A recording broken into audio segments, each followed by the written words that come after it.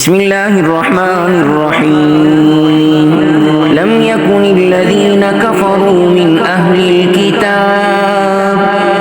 أهل الكتاب والمشركين منفكين حتى تأتيهم البينة رسول من الله يتلو صحفا مطهرة فيها كتب قيمة وما تفرق الذين أوتوا الكتاب إلا من بعد ما جاءتهم البينة وما أمروا إلا ليعبدوا الله مخلصين له الدين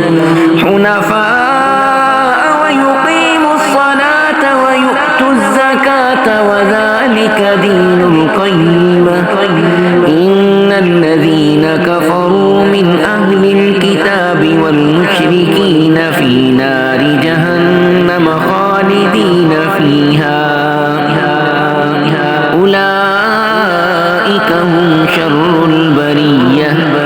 إن الذين آمنوا وعملوا الصالحات أولئك هم خير البرية